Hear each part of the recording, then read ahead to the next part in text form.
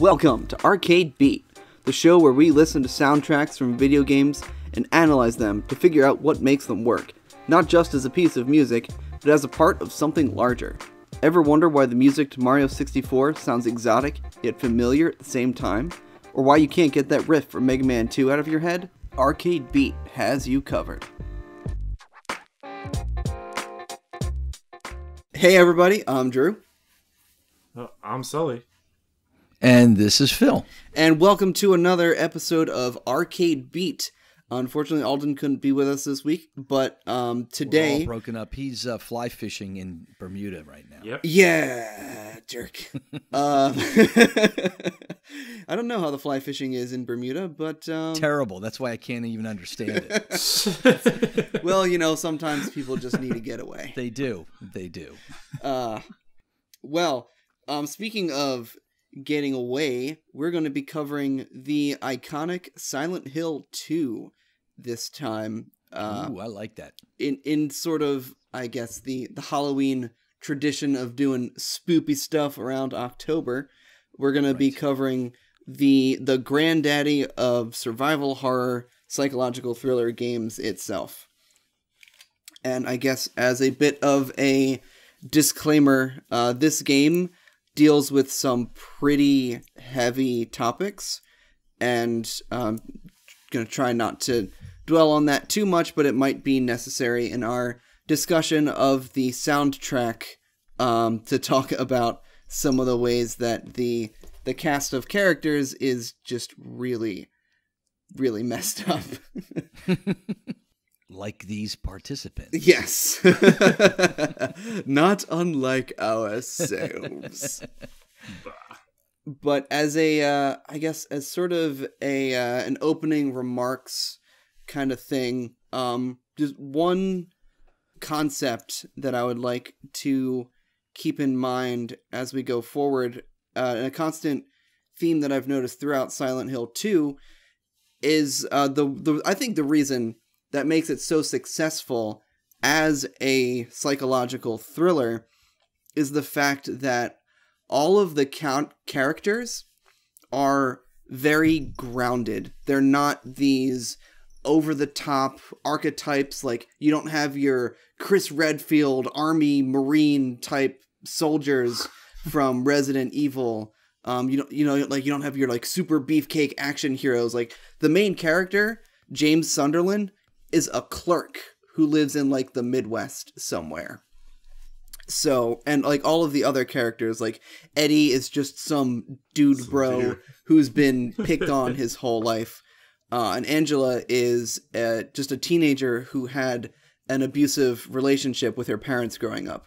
And like those are not caricatures, those are characters. And I think that's one of the things that makes Silent Hill 2 work really well. And listening to the soundtrack, by and large, the soundtrack follows the same kind of idea. It doesn't have these like grand orchestral scores. There's usually very simple instrumentation. At most, you get like a guitar, some drums, and some strings at the same time. And it just sounds like, it almost sounds more like a movie soundtrack to me than like your typical like Halo or Resident Evil kind of action-y soundtrack. Yeah, I would agree with that. I agree. Even like when I first listened to well, I guess we're going to start with the theme of Laura, which is the first song. Yes. Okay, well, let's do that. You want to listen and then we'll talk? Yeah, let's go ahead and dive right in. Let's listen to Theme of Laura.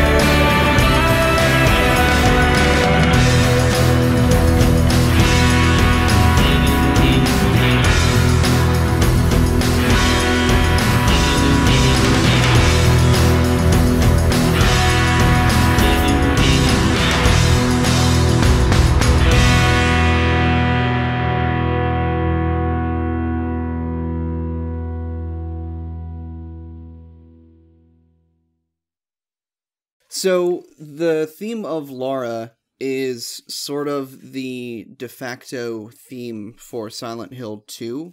Silent Hill, there's no like song on the soundtrack labeled, theme of Silent Hill 2, but it's the first song on the soundtrack.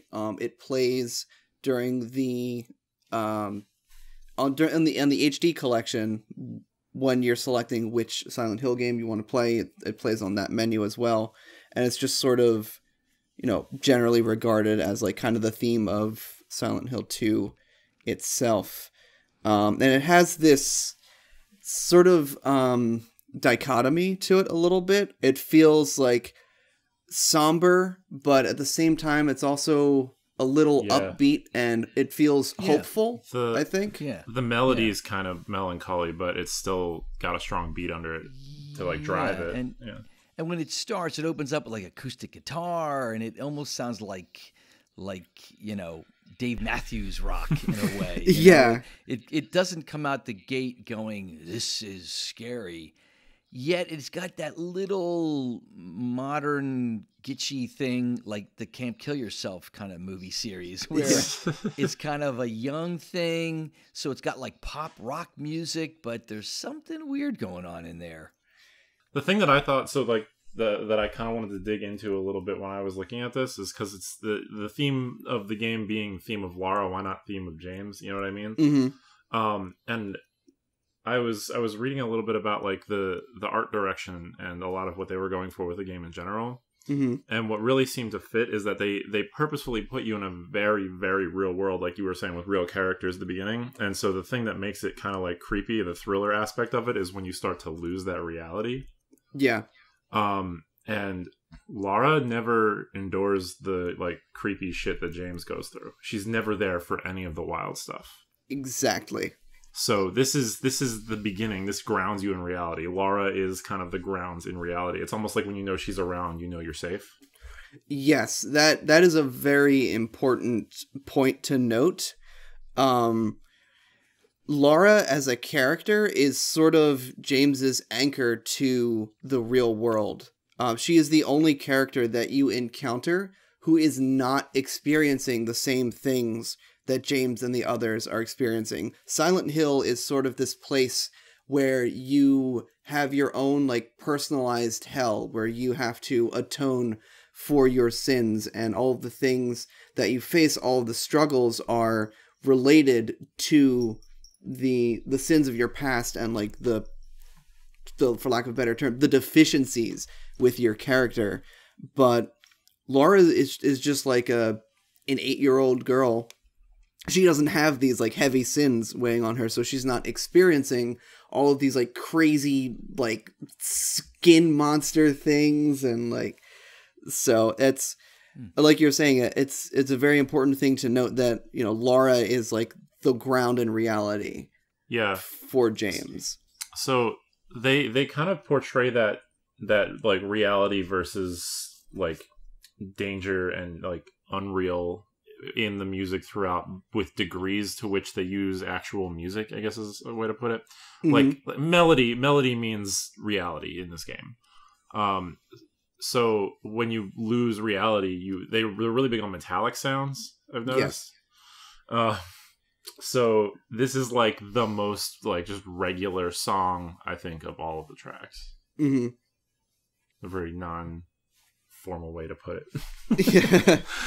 Yeah. No, there are definitely other tracks that are instrumental in nature, mm-hmm. but I think they're a little bit more overtly like creepy. Yeah, and there's some that don't even have like a lead melody or something like that. They're almost just like arpeggiated parts and stuff like that. Yeah. And so like this has a very clear like band behind it playing a lead melody over the top kind of thing. Like mm-hmm. it's like thematic. Yeah. So I didn't really have anything else specific for the theme of Laura. And I guess it's also thematic in that I assume this is early in the game, so that it's just sort of setting up the whole kind of vibe of it. Yeah. And I guess to give a little bit of a window into what the beginning of the game is, you start the game in this like truck stop bathroom where James has pulled off of the side of the road, coming into Silent Hill, the town, because he has a letter to him from his dead wife that says, "I'm waiting for you in our special place at Silent Hill." And he believes that his wife has been dead for the last 3 years. So he's coming here with the hopes of, against all logic, being able to find his dead wife at Silent Hill. So that's, I think... It's a little spooky. It's a very kind of spooky, weird kind of premise, but I think it very clearly echoes the feel of the theme of Lara, which is that somber but hopeful. Yeah. It's also a very real world situation. Like, it's not, there's nothing about it that couldn't happen in real life so far. It's true. It's, it's not exactly supernatural by nature. Like, he got this letter, and it's like, it's in her handwriting, but like, there's still that shadow of doubt that's like, this obviously seems impossible, but I have to know for sure. Yeah. That's kind of, just in general for like the game as a whole, not music specific, but that's like music included. That's kind of how they set the tone, is like, if you played like, I don't know, some game with like dragons and stuff in it, you have no way of telling what's supposed to be weird and outlandish and what's not, because you've already been set up with like dragons and like giant flowers that shoot fire at you and stuff. Are you telling me dragons and giant flowers that shoot flames are not real? Ooh, well, I mean, in your heart of hearts. Yeah. Okay. Technically, there's dragons. Technically. It goes back to your like whole no caricatures thing, though. Like, it's all like, that could be somebody that that could be like, it could be me. Yeah. Apparently, Silent Hill is supposed to be a town in northern Maine, and they do a very good job of, at least from like an architecture and when you're in like normal places, scenery, it is very close to like what you would expect from like a New England town. Yeah. Didn't they kind of gank the whole like fog everywhere thing from Centralia? Centralia, PA, it was actually an inspiration for Silent Hill 2, or Silent Hill's foggy atmosphere. Part of it was a technological constraint where they had to restrict the draw distance. Yeah. But good way to do it. Yeah, no. I mean, I think it works. Yeah. Wonderfully. Should we explain Centralia just because I made that comment and people might not know, or is that... Oh, yeah. People who aren't from, like, Eastern PA. Yeah. But it's a town in central PA that there were coal mines there, and a fire started underneath the town in the coal mines. The town's not a town anymore, but, like, it's the ruins of a town because there's still a fire going under it from, like, the 60s. Yeah. So it's just smoke out of the ground. There's just perpetually smoke coming up out of the ground in this ghost town. Yeah, where my brother got his car stuck there. Oh man, that's not creepy at all. No, 0% creepy. 0% creepy. For the record, don't drive on ground that's been over top of a fire for like 50 years. It's not a good idea. You don't say. Yeah. Huh. Wouldn't have thunk that. Yeah. All right. Well, unless anybody has any further remarks, let's go ahead and move on to the next track, Forest. Let's do it.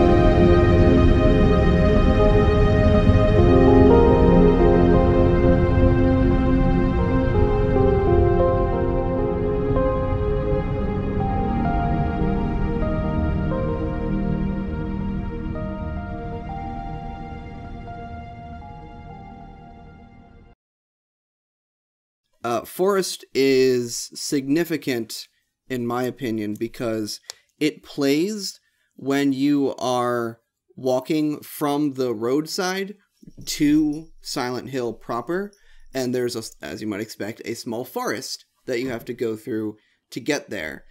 And this song is very tense. It sets this mood. It almost has this mystical and otherworldly quality to it, which is kind of funny. Yeah. Yeah. But you know, you like, and I think anybody who is like walked through a dense forest, like in the fog or in the dusk or anything, can relate to this feeling of like when you're out there in the woods and you don't have a good handle on your surroundings. It has this, you know, sort of, I don't want to keep reusing the same terms, but this has a sort of otherworldly quality to it where like you feel like you might trip into Narnia at any time, kind of thing. It's disorienting. And it always seems like it's getting ready to do something. You're waiting for it to like, okay, it's going to open up or something's going to change, but it doesn't. The suspense of it just holds you there, and you're kind of waiting for something to happen, but it doesn't. So it kind of holds you at that level of suspense by the fact that nothing ever really changes. It's really cool how they set it up. Yeah, that's a really good point. Just to be clear, there are no enemies at this point in the game until you get to Silent Hill proper. So while this song is playing, you're not technically in any real danger. Yeah. But this song playing, the fog, the forest, the whole atmosphere and everything, you're already feeling tense. And at this point, James, also, you don't have a weapon. You would have no way to defend yourself if there were enemies. So all of those things together just really set the mood right off for like, okay, here we go. Like I'm getting into it now. Yeah. It still fits that like real, like pseudo melodic music being like real life thing too. Cause it starts to get ominous, but like at the same time, it's not, nothing is unreal. Nothing is like taking you into this like world of, is it true or not? Is he crazy or not? Yeah. You're not hearing like kind of sounds yet. Yeah. So it's still like light, airy instruments and stuff like that. You're going to hear like strings or piano or harp or guitar or whatever you're going to hear. It's like, yeah.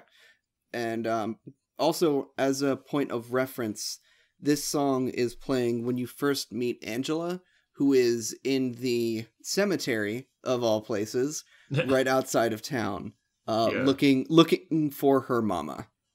Yeah, Angela is a very interesting character. Yes.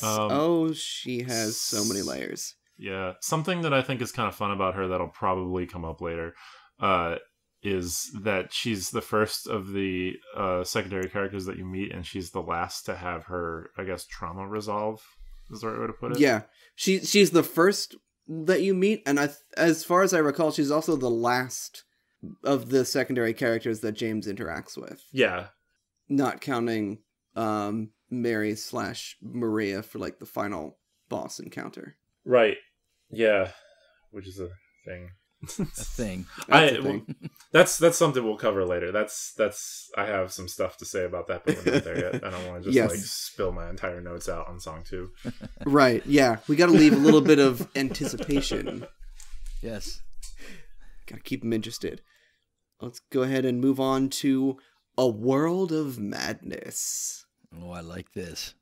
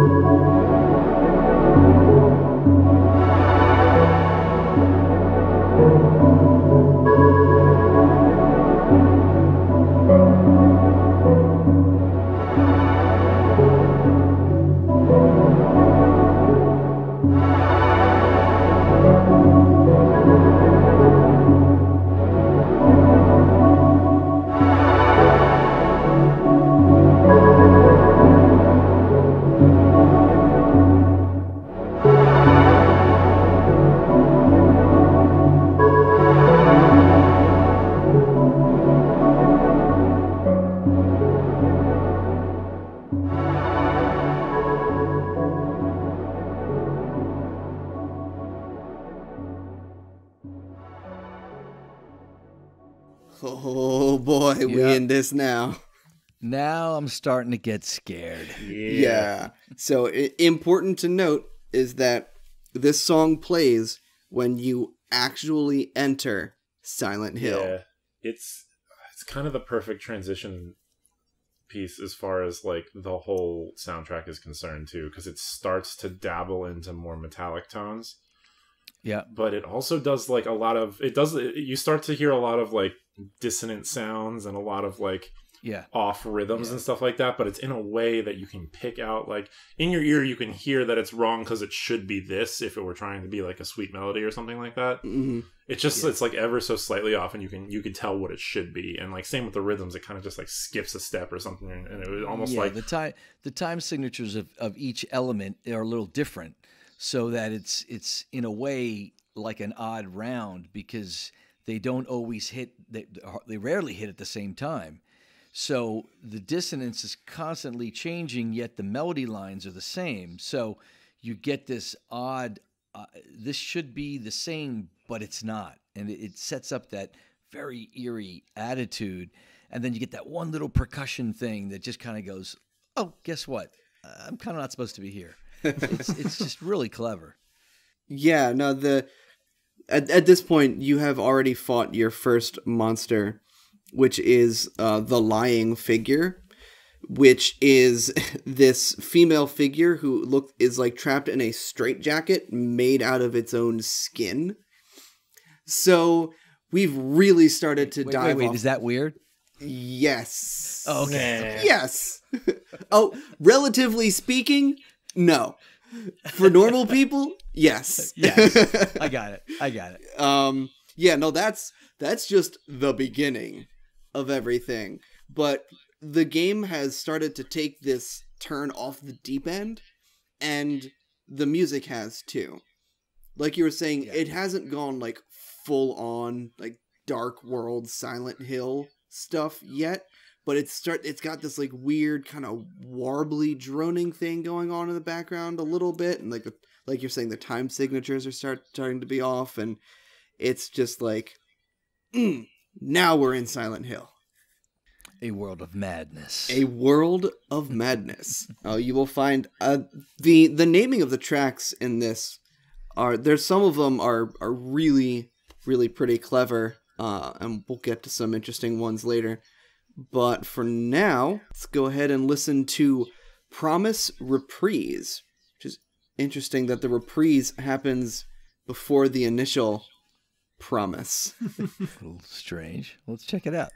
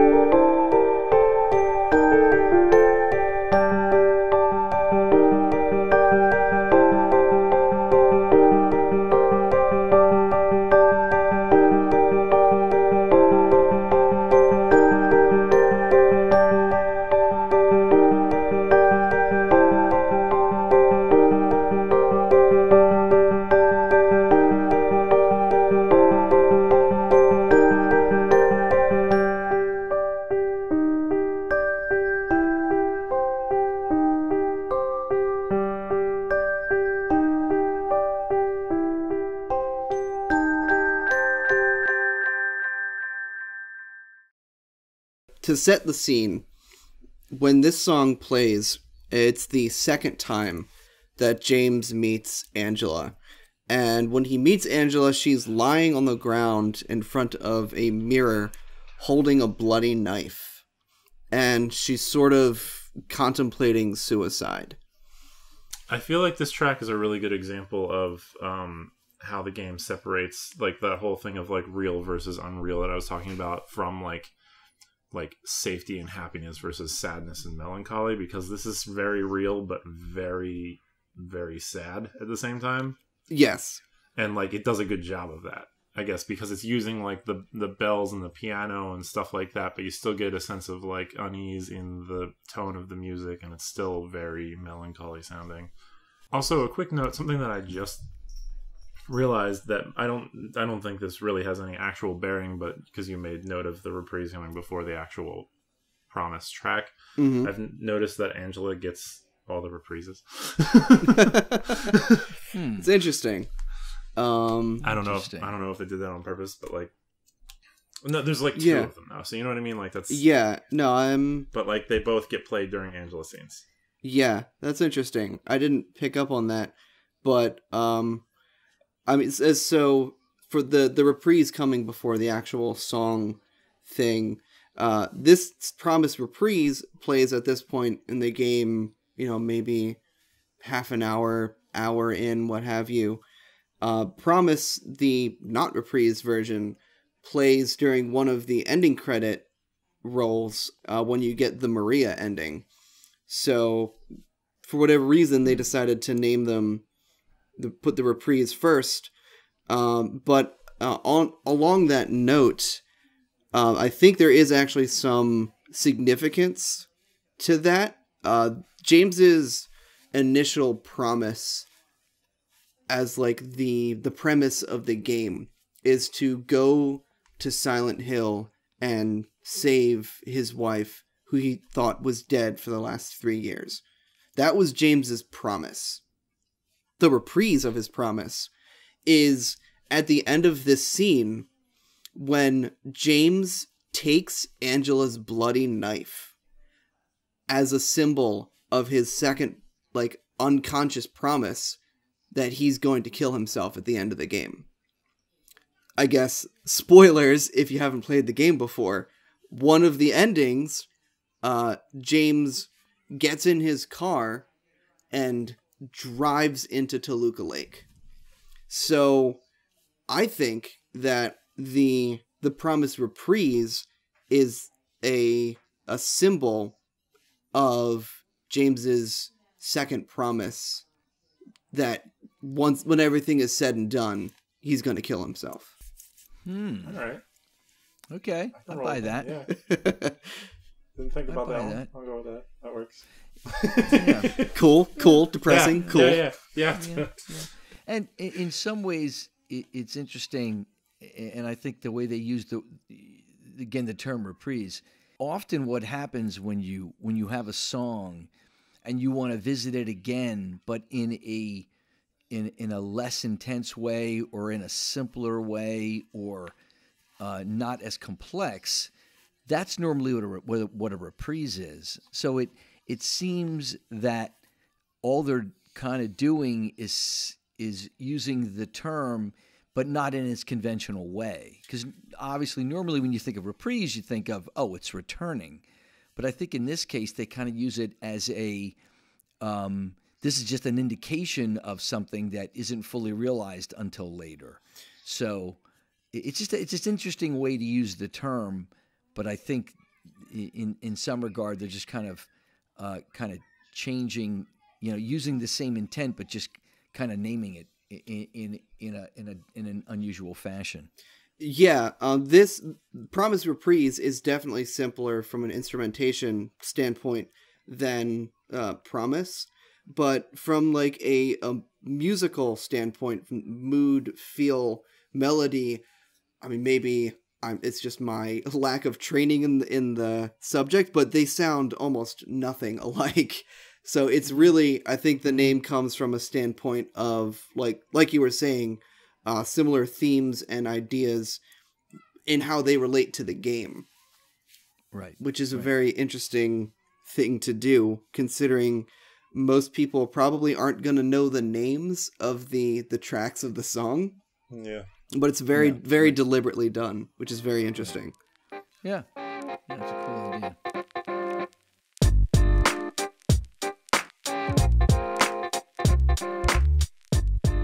Hey everybody, thanks for listening to episode 14 of Arcade Beat, the first part of our talk on Silent Hill 2.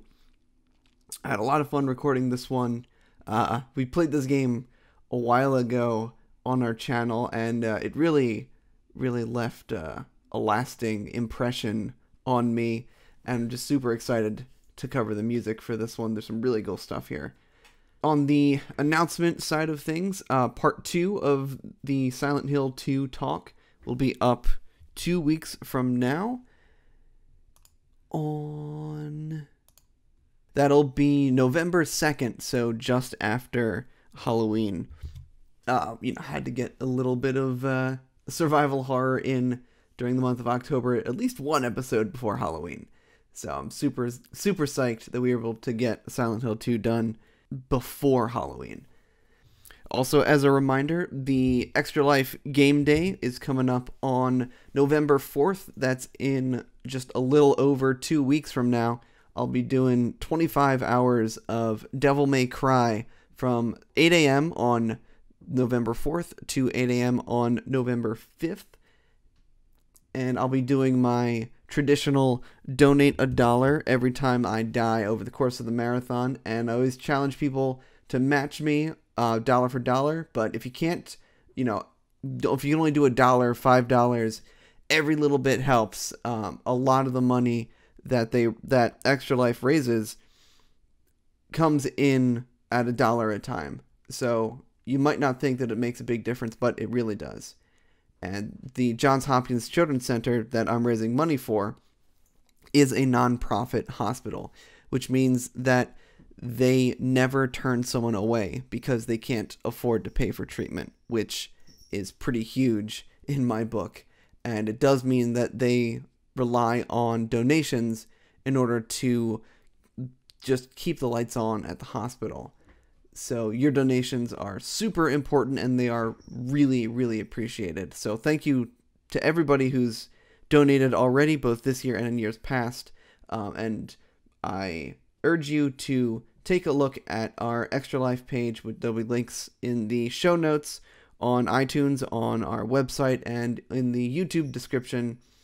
There'll be a link to my Extra Life campaign. So really appreciate it. And even if you can't make any kind of donation at all, I totally get it. But if you want to hang out with me while I'm playing Devil May Cry for 25 hours, I'll be doing it live on our Twitch channel, and I always appreciate the company.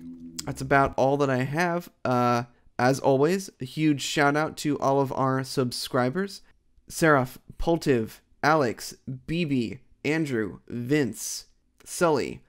You guys rock. Thank you so much for your support. We really appreciate it. And without further ado, let's get back to the show.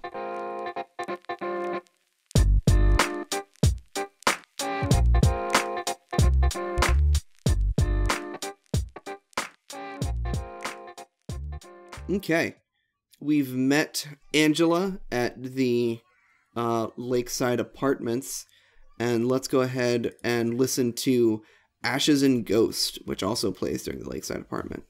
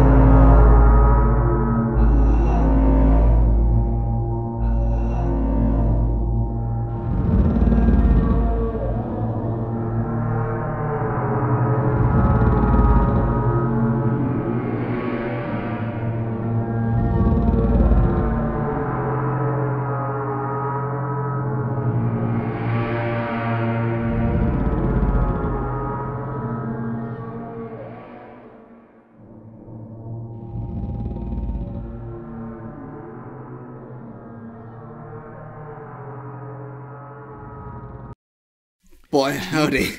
I hope you have a second pair of pants handy, because I'm pretty sure everybody just got spooped out of their pants. That's spooky. That's as Drew knows, for about the last 50 years, I play scary music outside of our house during Halloween, and that's going on the playlist. That's as good as Pink Floyd Ummagumma, or when they're going through the Rings of Saturn in 2001, or any of that crazy stuff, man. It just, you go, uh-oh, now that something's wrong. I've heard things go backwards, but I've never heard things go sideways before.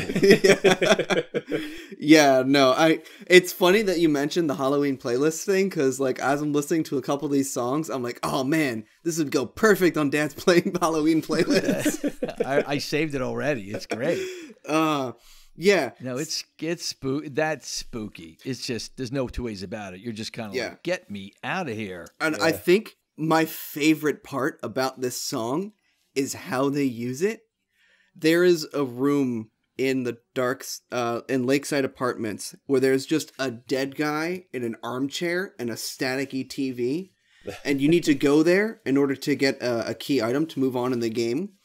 And this isn't playing the first time you go there. If you go back to that room, this song starts playing. And nothing ever happens. You are in no danger. There are no enemies here. But you sure this feel song, like it. This song starts playing, and you have voided your bowels. Like, because you're just waiting for whatever's gonna happen to happen. It's like that perfect something's gonna come out kind of, like. Yeah, I love the fact that they play on your expectations as somebody who has presumably watched a movie before, where when you hear this kind of music start playing, like, this is when Jason is chasing someone down a hallway with a machete. Like, they really play on your expectations as just somebody who has experienced, like, 21st century culture, but they don't deliver on that expectation, and it's just, I don't know, that makes me so happy from, like, a game developer standpoint, but they're just totally messing with you as a player. Well, we still have plenty of game left at this point, so, like, messing with you like that makes you second guess everything. Like, from that point forward, if you're getting calm music, you don't know if that doesn't mean anything. If you get more scary music, who knows? Something could pop out, because in the past you've had to fight enemies, and of course they were playing scary music. So, like, you're just kind of uneasy the whole time because of stuff like this. Yeah. And speaking of, music playing when you're fighting enemies, there is a sound design thing that they do in this game that I just want to spend a little time and point out. Beginning of the game, when James fights that first lying figure, he picks up this radio, and from the radio, he can hear his dead wife, Mary, calling to him, saying, James, help me, that kind of thing. And whenever you get close to an enemy, the radio starts getting this really loud, staticky kind of thing. And that static also plays anytime that you hear Mary's voice coming out of it as well. It's always through that same static.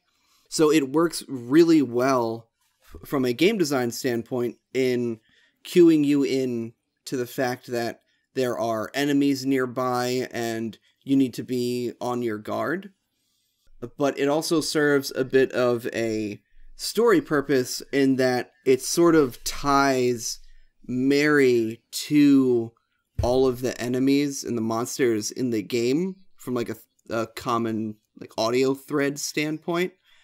And it sort of kind of makes you start to wonder, like, what's going on there. Yeah. But yeah, that's just like, if we're talking about the music of Silent Hill 2, I would be remiss if I didn't mention some of these other sound design things that went into the game. Yeah, definitely. This is definitely one of those, like, nothing was an afterthought kind of games. It's like everything was done in tandem with the same basic goals in mind. You know what I mean? Yeah, everything was deliberate. Every tiny little detail. And it wasn't like deliberate in the sense that like, okay, we want the visuals to be X, so now that we've done that, we tell the sound guy that we want him to mimic that concept of X. They like worked on it together. Yes, very much so. Real quick, just from like a, droning on the same point technical perspective, this has a lot of industrial tones in it. Yes. Which kind of plays with that whole like losing reality thing. So that helps to like mess with your head. Yeah, for sure. And I don't know if you have any insight on this. This is more of like a question on my end, because I didn't really know what to take from this. But like halfway through the track, you lose that drum sound. It becomes much more like looming and ominous than something's currently chasing you. Yeah, I think, and this is just my opinion, but I think that's sort of supposed to just leave you with this lingering sense of dread. Yeah. Like when you keep it at a 10 the whole time, you sort of start to get fatigued. So they bring it down after like a minute and a half, but it's still there. So it's still this like, oh man, like he's not right behind me, but like maybe he's like around a corner kind of thing. Yeah. And there are some specific sounds that happen after the minute 30 mark that I think are significant. Around a minute 30 to 2 minutes, you hear this like scraping sound, and guess who has a giant knife that he carries around by scraping it along the floor behind him? Our good old friend, Mr. Pyramid Head himself. Yeah. They reuse that scraping sound in a lot of the like frightening tracks too. Yeah, and even though Pyramid Head only shows up in like 3 different parts of the game, 3 or 4, they use that sound because they have conditioned you to fear him. Yeah. And anytime they play that like scraping metal against metal sound, the first thing you're going to think of is, oh God, is Pyramid Head here? And another sound that they use around 2 minutes 30 seconds is it sounds like this guttural growl kind of thing happening, and that's just something on like a basic human conditioning level that we as a species have been trained to be afraid of these like wolf or bear like growling sounds. Yeah. And they're just using like basic human evolution to frighten you, which is just like so good. So that's like psychology 101 right there. And I think it just really ties into like the purpose of this game is to mess with your head. It's not about the jump scares. They really want to just get under your skin and get inside your head and just make you second guess everything. Yeah.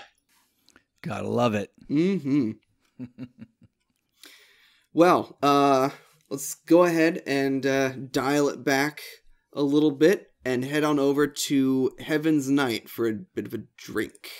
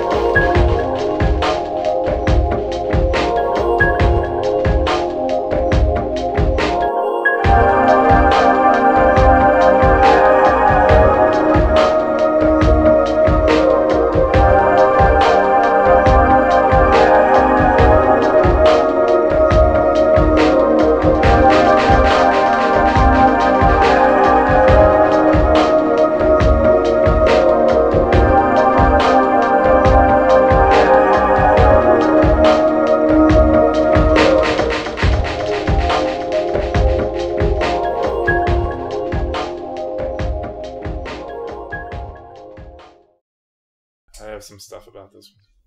Go on. So this is part of, I guess you usually cover this detail, but like this is when Maria wakes up in that like bar that kind of looks like a strip club, right? Yeah, so this plays the first time you get to Heaven's Night. You actually meet Maria on the waterfront at Toluca Park, and then you head back to Heaven's Night, which is, as you find out later if you play the Born from a Wish scenario, where Maria woke up and essentially where she was created as this sort of like abstract concept of James's desires. Maria, interestingly enough, is the only caricature in the game. She's this overly sexualized person because I knew I liked her. Yeah, who looks almost exactly like his dead wife Mary, because the town of Silent Hill has created this person who sort of perfectly embodies James's darkest desires. He wants his wife back, but he wants her in a way that, you know, as someone who would just be like madly in love with him and just like all over him. This track, I guess, is kind of like, in a way, the first of Maria's themes. Mm-hmm. They play a different track every time you see her, but they always have the same basic like aspects to them. They always have that kind of seductive beat to them, with like a sort of sad, melancholy, like harmonic overlay. So it's always like sexy but sad, but a little sad. And I just think it's very important. This one in particular, I'm glad that you chose this one, and this is why I made you add another track later that we'll get to. Sure. But this one in particular of all of the Maria tracks has a serious recall later, so I just want to kind of implant it in people's minds as they're listening now. If you want to, for later, bookmark like the slot where we listen to this song so you could jump back to it, because I'm gonna make some references to it later.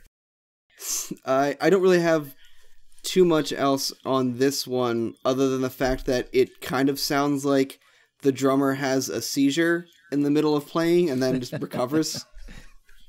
Yeah, there's that delay thing, which is kind of cool because it's not quite in time, so it sets it up like, again, like it's because you got this kind of hip hoppy kind of thing going, and then all of a sudden it's a breakbeat that is a little out, so obviously it causes you to kind of feel weird. And it works. It really works in terms of setting up a no, nothing's normal yet or ever. Yeah.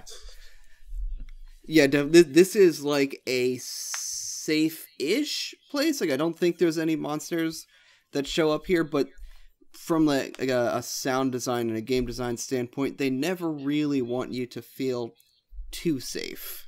Yeah. What good could come of it, as you would say. Yeah, what good? No good could come of it. No good could come of it, yes.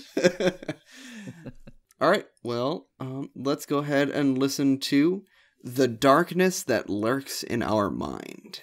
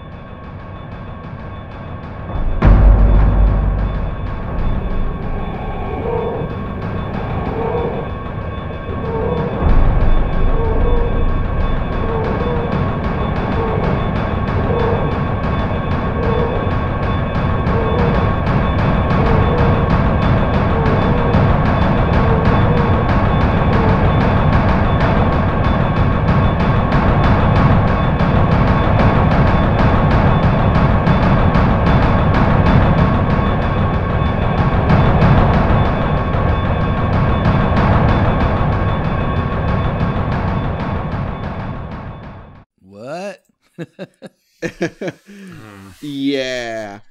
Lots of creepy pseudo-industrial things going on. That building drum was like, it makes you feel like something is definitely catching up on you. Like, oh yeah, yes, something's gonna get me, and it's gonna be soon. So this is Jurassic Park when they're driving along in the Jeep, and you can hear the thumping in the background, and then the T-Rex comes crashing through the trees.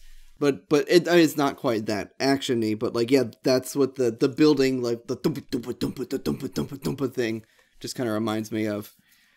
Important things to note from a game setting standpoint. This plays at the hospital, which has a lot of significance to James's character and to like the backstory of the game at large. Mary died of an illness. She wasn't just like in a car crash or anything. And she was sick in the hospital for a very long time.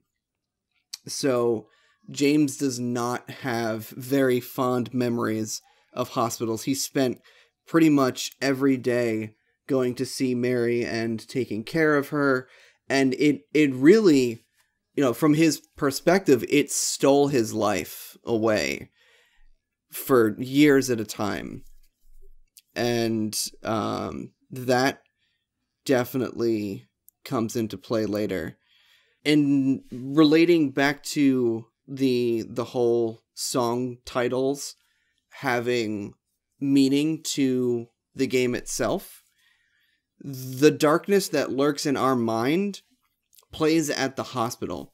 And at the hospital, when you go up to the roof, there is a diary up there that you can read that is the diary of a mentally ill patient who was there basically on suicide watch and who ends up killing himself. And the darkness that lurks in our mind is this sort of allusion to, and I'm going to steal a page out of The Killing Joke, but the only difference between you and me is one bad day. It's this idea that like there is that darkness that lurks in everybody, and it's only the people who are fortunate enough to not have to face that on a daily basis, who are like the happy, well-adjusted people. Whoever those weird people are. Those weirdos. Those guys. Yeah. And also from a sound design standpoint, there is a very subtle heartbeat sound that you can hear if you listen closely. And, heartbeat, hospital just kind of ties the whole thing up in a neat little bow. Yeah, why not? Yes, it does. All right. Well, that's all I had on that track. So, the next track, and I'm not entirely sure why in the soundtrack it's in this order, but they just do let's just go ahead and listen to Angel's Thanatos.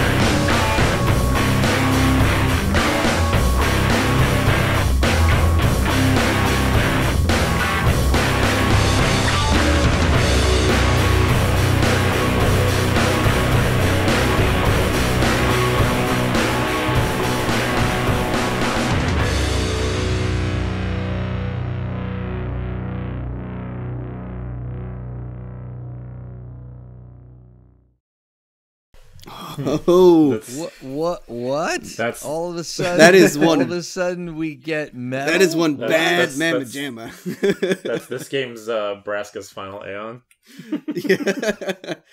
Yeah.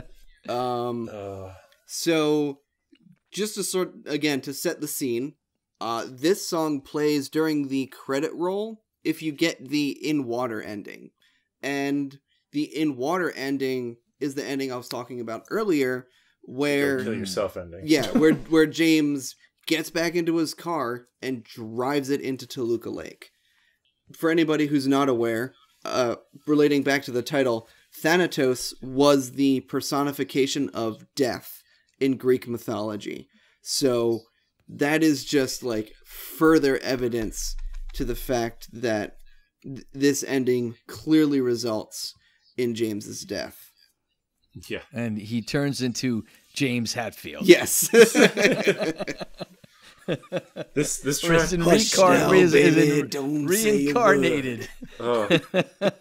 This track is basically like, yeah, you're dead, motherfucker. Yeah. Pretty much what happens. Yeah. Yep. You ain't coming back, buddy. Yeah, and again, like, you know, it's this very metal-ish track because that is a very metal thing, is to talk about like death and suicide and like drowning, and I call it Mermaider. It's about mermaid murder. Very, very twisted, but somehow appropriate. Yes. Yeah, I don't really have anything like super in depth on that one. I just kind of and one thing that I think is very interesting is that all of the credit rolls have different songs depending on what ending you get. So there are these very tailored experiences. Mindset. I mean, like this game puts you in like a whole mood for like the day, so they leave you in a different spot, you know. So it's kind of, they can't just jump you into the same ending if you're in a completely different mood at the end of the game. You know what I mean? Yeah, for sure. This is the kind of game that like you walk away from it and it's kind of like set the tone for the day. Yeah.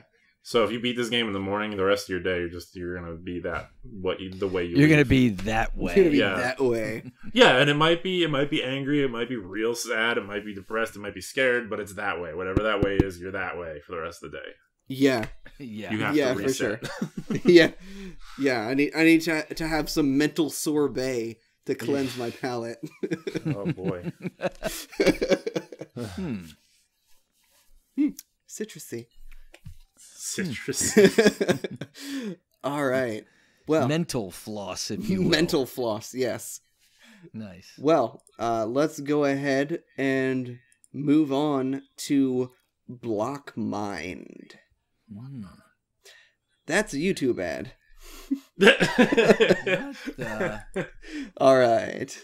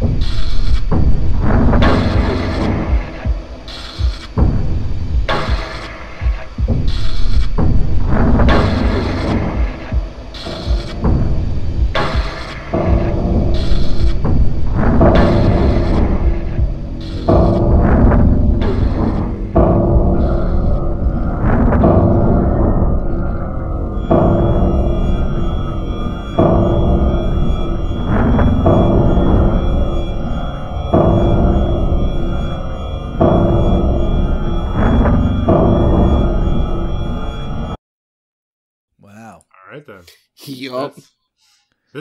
A few of these tracks are really kind of reminded me of this is going to be one of those things that like most people listening won't have listened to, but there's this composer Georgi Ligeti from the 60s. He actually had a lot of his music stolen to put in the 2001: A Space Odyssey, which was mentioned earlier. Oh. Yeah, it's funny you mentioned that because that's exactly what I was thinking. All of a sudden, you've got that the heartbeat, You've got, Yeah. that again, the real tense scene when Dave is outside of the in the pod without his helmet. Open the pod bay door, Hal. Yeah, exactly. Sorry, Dave, I can't do that. And you're like, oh, this guy is screwed. Yeah. And it's just that tension. And it's a heartbeat. It's not fast. It's not slow. It's just a heartbeat. But it's not just a heartbeat. Mm-hmm. Is it mine, or is it somebody who's really close to me? What's going on? Yeah. There's definitely a part where it sounds like there's heavy breathing just like right behind you, and you can almost feel the hairs on the back of your neck stand up, and you like feel the breath of something like right behind you, which is perfect because when this song plays, there is something right behind you. This plays in the Dark Side Hospital when you are being chased by Pyramid Head. Oh, and so it's still in the hospital. So the heartbeat loops it together with the other tracks then. Yeah, the heartbeat ties it to the hospital thing. And this plays when you and Maria are under the hospital and you're trying to escape. There's an elevator at the end of this like twisty hallway, and Pyramid Head is right behind you. And this is just like one of those really iconic Silent Hill 2 moments that I was just like, I had to include this track. Oh yeah, definitely. I don't really have like a whole lot to add to that other than just like, yeah, it's a great, like, tense. It's not even like a chase song. It's like a slow chase song. Yeah, it's very like because he's very Michael Myers in that situation, isn't he? Like, yeah, he doesn't. He just kind of drags that blade behind him and like looms. Yeah, he just keeps going at a steady pace, but you somehow in the back of your mind you know that no matter how fast you run, he's not running. He's just gonna keep going, and he'll catch you. Yeah, if you turn a corner and you don't see him directly behind you anymore, that's when he's going to teleport somehow or something, you know what I mean? Yeah. You didn't cover the how the name of the track fits, though, because I think it's kind of a funny name. Oh, well... Block Mine, Pyramid Head. Yeah, Block Mind, Pyramid Head. I just figured you were mentioning it every time. It'd be worth it. Yeah, I meant to say something about that, and I forgot, so thank you for pointing it out. Now... let's go ahead and listen to the very next song that plays immediately after this one, Magdalene.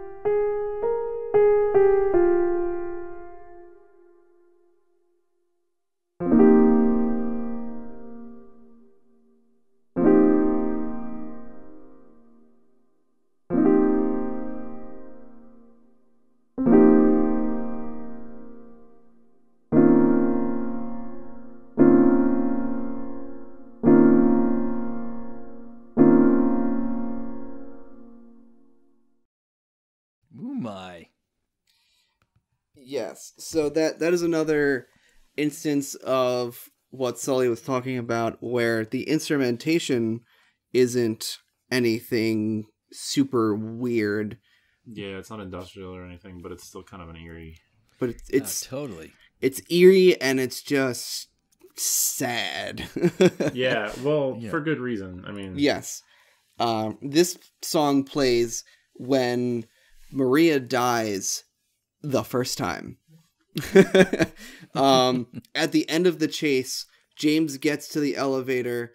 Maria's like right behind him, but as she's about to go through the elevator doors, Pyramid Head just stabs her right through the chest. And from James's viewpoint, he just sees Maria like in the elevator doorway with the Pyramid Head like great knife just like sticking out of her chest.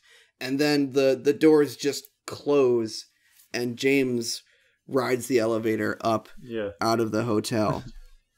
One thing I've noticed that's kind of been, I guess, recurring now at this point, considering the like Angel's Thanatos track and everything like that too, is that all the instrumentation in the death scenes, regardless of the mood set, is very like real. Like this death is a very real thing, could happen, is settled in reality. It's not part of the mania or like the craziness. This is just someone dying. Yeah, which is, I don't know, it kind of adds to the creep factor to me because it pulls you back out of like this like monsters and the eerie stuff. And right, exactly. Yeah, I think there's definitely something there where it's more impactful when they pull you back to the reality. Every once in a while, they just sort of ground you, and it hits you on a more visceral level when you're not in that mindset of like monsters and, you know, skin beasts kind of thing. And from the perspective too of whether it's Silent Hill or whether James is crazy. Yeah.